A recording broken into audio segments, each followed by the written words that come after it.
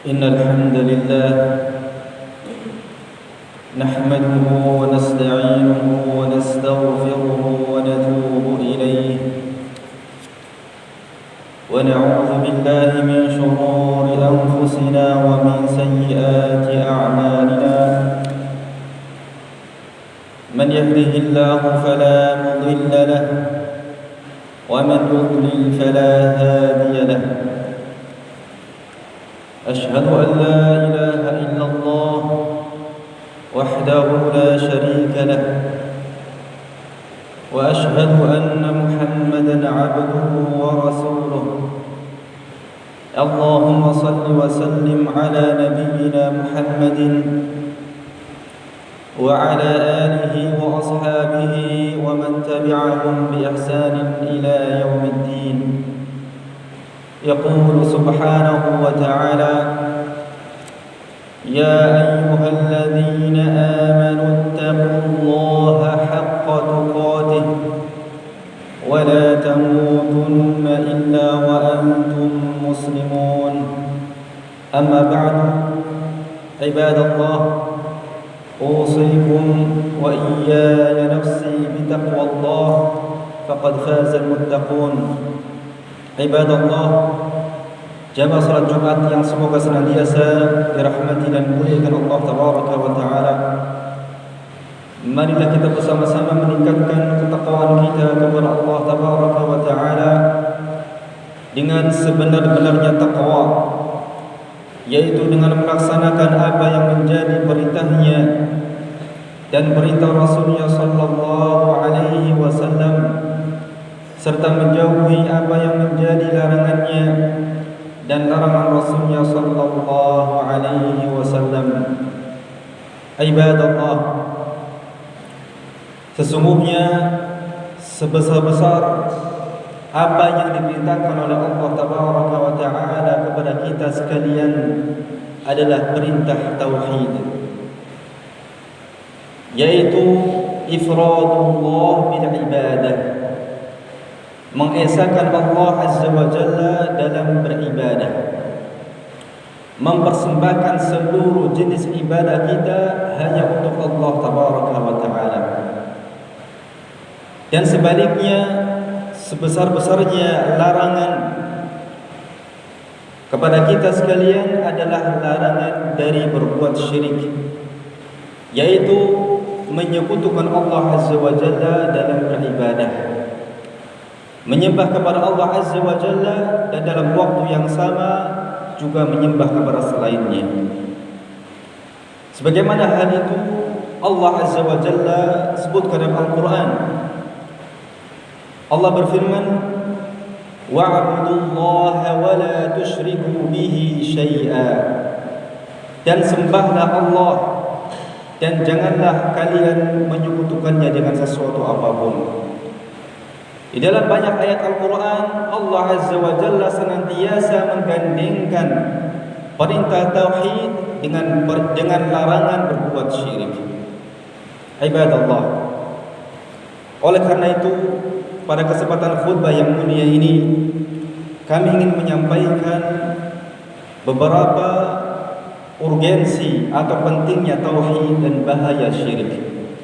Ibadallah, di antara pentingnya tauhid dan bahayanya syirik adalah yang pertama, bahwasanya manusia diciptakan oleh Allah Azza wa Jalla untuk mentauhidkannya, untuk hanya beribadah kepadanya. Sebagaimana Allah Azza wa Jalla berfirman, "Wa ma khalaqtul jinna wal insa illa liya'budun." Dan tidaklah aku ciptakan jin dan manusia kecuali hanya untuk beribadah kepadaku. Kemudian yang kedua, tauhid merupakan inti dakwah seluruh nabi dan rasul. Sebelum rasul kita yang terakhir Muhammad sallallahu alaihi wasallam, seluruh nabi dan rasul diutus kepada umatnya masing-masing dengan syariat yang berbeda-beda. Akan tetapi inti dakwah mereka adalah sama, yaitu tauhidullah, mengajak manusia hanya untuk beribadah kepada Allah Azza wa Jalla, yang mana ini merupakan agama nenek moyang kita, yaitu Adam alaihi salam. Sebagaimana yang Allah Azza wa Jalla sebutkan dalam Al-Quran, وَلَقَدْ بَعَثْنَا فِي كُلِّ أُمَّةٍ رَسُولًا أَنْ يَعْبُدُوا اللَّهَ وَاجْتَنِبُوا الطَّاغُوتَ. Dan sungguh telah kami utus kepada setiap umat seorang rasul yang semuanya menyeru kepada umatnya, u'budullah, sembahlah Allah dan jauhilah taghut, yaitu segala sesuatu yang disembah selain Allah. Allah Azza wa Jalla juga berfirman, وَمَا أَرْسَلْنَا مِنْ قَبْلِكَ مِنْ رَسُولٍ إِلَّا نُوحِي إِلَيْهِ أَنَّهُ لَا إِلَهَ إِلَّا أَنَا فَاعْبُدُونِ. Dan tidaklah kami mengutus sebelummu wahai Muhammad seorang rasul, kecuali kami wahyukan kepadanya bahwa tidak ada ilah yang hak kecuali aku, maka sembahlah aku. Kemudian yang ketiga, tauhid menyebabkan seorang masuk surga, adapun syirik menjerumuskan ke dalam neraka. Sebagaimana Allah Azza wa Jalla telah berfirman, innahu man yushrik billah faqad harrama Allahu alaihi al-jannah wa ma'wahu an-nar wa ma lidh-dhalimin min ansar. Sesungguhnya barang siapa yang menyekutukan Allah Azza wa Jalla, maka Allah Azza wa Jalla telah haramkan baginya surga dan tempatnya di neraka, dan tidak ada penolong bagi orang-orang yang berbuat zalim.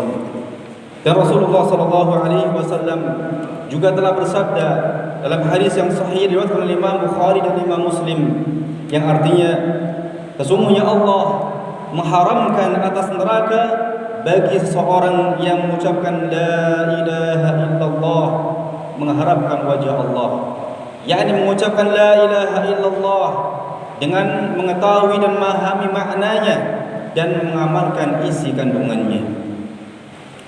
Dan juga diriwayatkan oleh Imam Muslim dari sahabat Jabir radhiyallahu anhu, Rasulullah sallallahu alaihi wasallam bersabda, yang artinya barang siapa menemui Allah dalam keadaan tidak mempersekutukannya dengan sesuatu apapun, maka ia akan masuk surga. Dan barang siapa menemui Allah Azza wa Jalla dalam keadaan mempersekutukannya dengan sesuatu apapun, maka dia akan masuk neraka.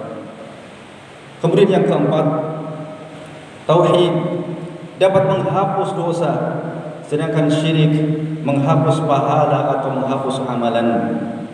Sebutkan dalam sebuah hadis qudsi, Rasulullah sallallahu alaihi wasallam bersabda, Allah Azza wa Jalla berfirman, yang artinya, wahai anak Adam, seandainya kamu menemuiku dengan dosa sepenuh bumi, lalu kamu menemuiku dalam keadaan tidak mempersekutukanku dengan sesuatu apapun, maka aku pun akan datang kepadamu dengan ampunan sepenuh bumi juga.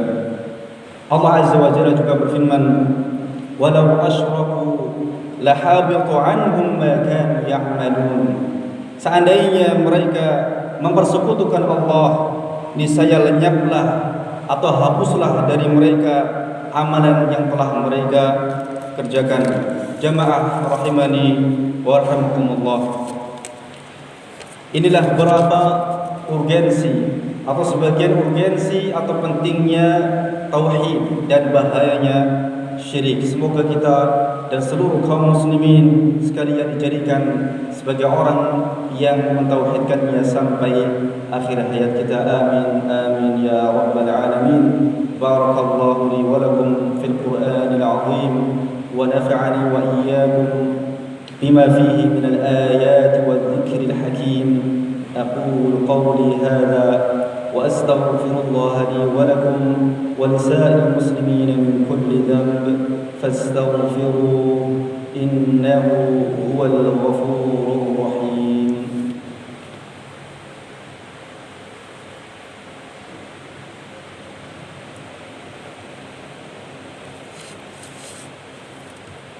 الحمد لله رب العالمين وبه نستعين على أمور الدنيا والدين والصلاة والسلام على أشرف الأنبياء والمرسلين وعلى آله وأصحابه ومن تبعهم بإحسان إلى يوم الدين.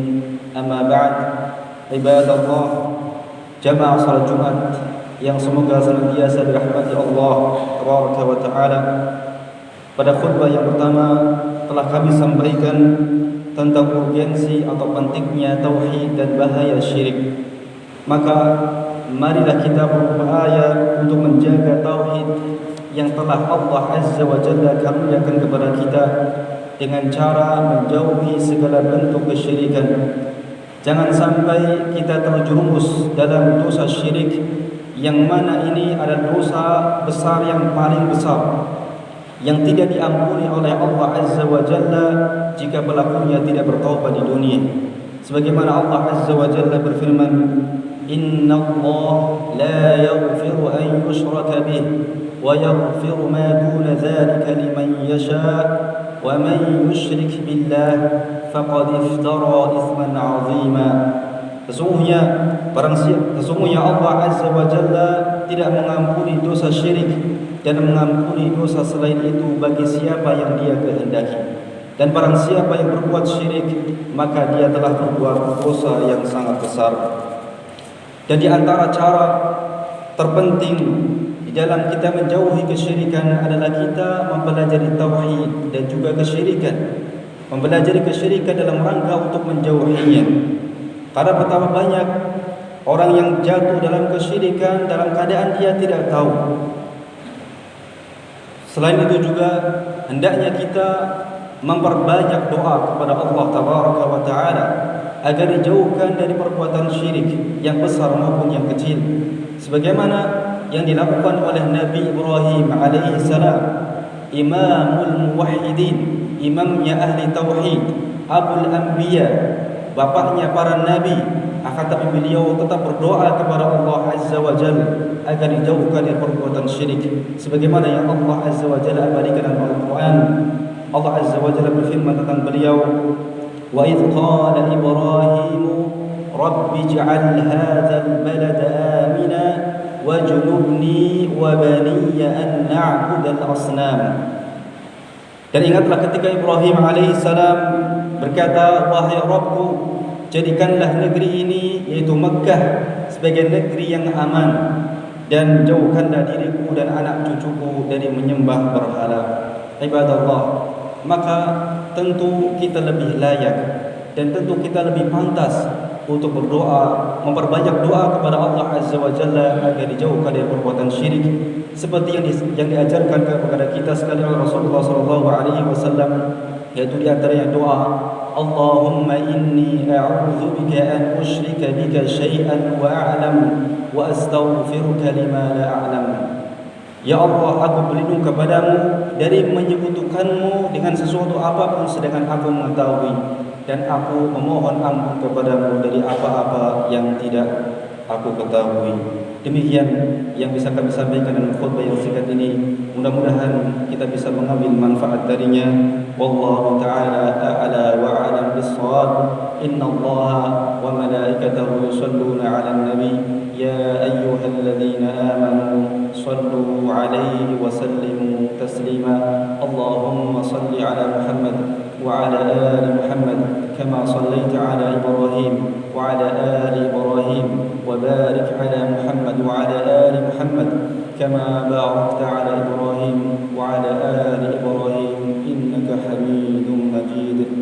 Allahumma ighfir lil muslimin wal muslimat wal mu'minin wal mu'minat al ahya'i minhum wal amwat. اللهم أحينا على الإسلام وأمتنا على الإيمان. اللهم ربنا هب لنا من أزواجنا وذرياتنا قرة أعين واجعلنا للمتقين إماما. اللهم يا مثبت القلوب ثبت قلوبنا على دينك. اللهم ارزقنا حسن الخاتمة اللهم ارزقنا التوبة النصوح قبل الموت. اللهم أصلح ولاة أمورنا، اللهم أصلح ولاة أمور المسلمين، اللهم أصلح حالهم إلى أحسن الأحوال. اللهم ربنا آتنا في الدنيا حسنة وفي الآخرة حسنة وقنا عذاب النار، وقنا عذاب النار. وصلى الله على نبينا محمد وعلى آله وصحبه وسلم، وآخر دعوانا أن الحمد لله رب العالمين.